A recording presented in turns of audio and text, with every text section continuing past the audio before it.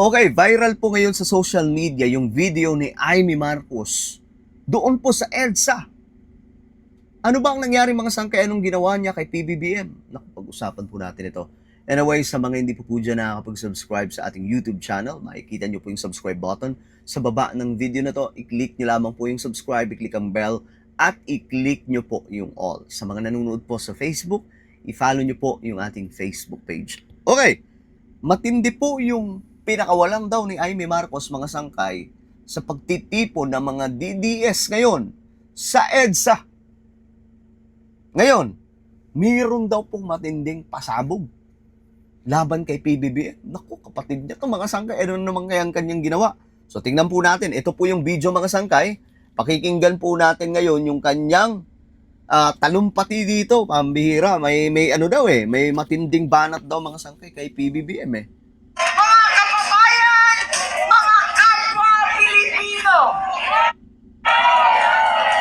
pilit akong humabol kasi hindi ko kayang hindi kayo samahan para isitaw sa buong mundo, we are one! We are one! We are one! Okay, ito po yung ano nila ngayon. Actually, parang hashtag po ata. We are one. Talaga naman, walang umuuwi, walang natutunaw sa ulan na pinadala ng langit. Actually, inuulan po ngayon mga sangkay, no? Ang buong Pilipinas. Pero ano din yun mas okay na po yung ulan kaysa po sa ano. Kasi yung ulan natin ngayon, hindi gaanong parang bagyo mga sangkay. Mas delikado po kung araw, delikado sa heat stroke po yun mga sangkay. At marami pong umaalis kapag sobrang init na po.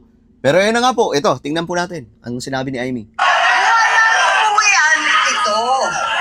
Kasuklam-suklam ang gobyernong malhid. Grabe. Malhid at walang pakialam sa hirap ng ating mga magsasaka at mangingisda, mga sektor na nagpapakain sa atin na halos walang makain, gutom ang mga pamilya.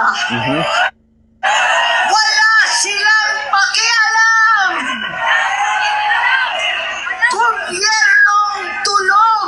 Grabe, gobyernong tulog daw guys, mga supporters ni PBBM. Ano masasabi nyo? Tulog daw yung gobyerno ni PBBM. Sabi po nitong kapatid niya. Lasing sa kapangyarihan.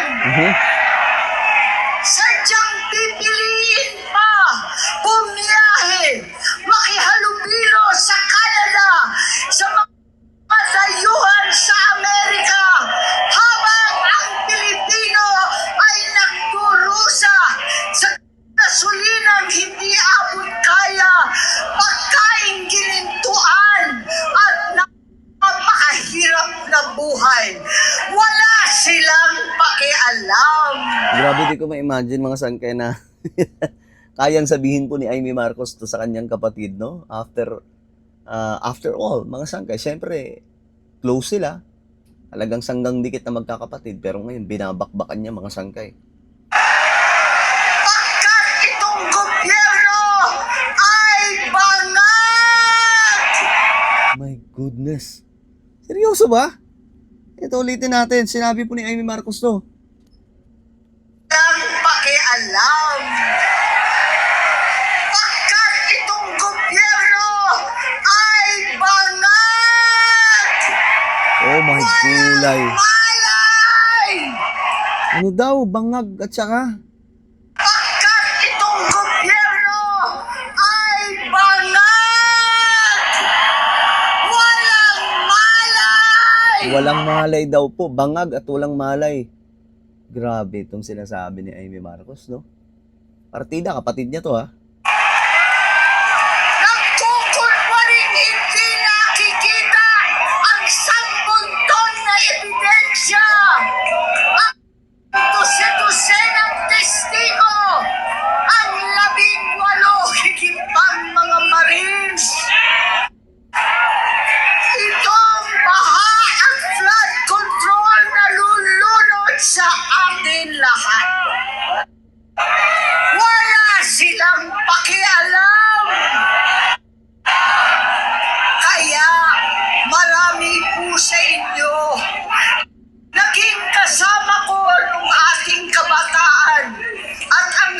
suot natin ay itong t-shirt. Ang sigaw natin noon pa, makialam! Makialam na po tayo! Makialam para sa kabataan! Makialam para sa kinabukasan! Makialam para maibalik ang katotohanan sa ating lipi. Panahon na maibalik ang katarungan, ang hustisya na hindi buktot at pinabaluktot ang batas at saligang batas. Katarungan na pantay-pantay sa mahirap at mayaman. Katarungan na walang sino-sino, na walang pinipili na kaalyado o kalaban daw. Ito na yun. Ito na yung banat mga sangkay. Kasi ang pagkakaalam po natin, sabi nga po ni Cayetano, marami daw po silang ikukulong. Marami daw pong susunod pa mga sangkay. Lahat daw po halos sa kanila. Nauna na daw po si Jinggoy. Natakot yung dalawa. Si Cheese at saka si Villanueva. Natakot po nila. Pero may mga susunod pa daw po. Pagkatapos po ni Jinggoy, si Marcoleta, sila Cayetano naman daw po mga sangkay. Katarungan na naiiba ngayon para sa senador at sa mga pinsang buo. Katarungan para sa lahat ng Pilipino. We are one! We are one! We are one! We are one! Mabuhay ang ating mga kapatid! Mabuhay ang Pilipino! Maraming salamat sa inyong lahat. Okay. So, yun po yung pahayag ni Amy Marcos, mga sangkay. No, at marami pong nagulat doon. Pero ako naman, mga sangkay, hindi na rin po nakakagulat ito kasi talagang yan po ang sinasabi ni Amy Marcos, nakaraan pa eh. Di ba? Mas mabibigat pa nga yung binitawan niya nung una ng mga salita laban po sa kanyang kapatid. Pero, ayun na nga po. Ano ang mangyayari dito? No, sa ano na to mga sangkay, itong nagaganap ngayon na rally dyan sa EDSA. Kasi up to now, nandyan pa po sila mga sangkay.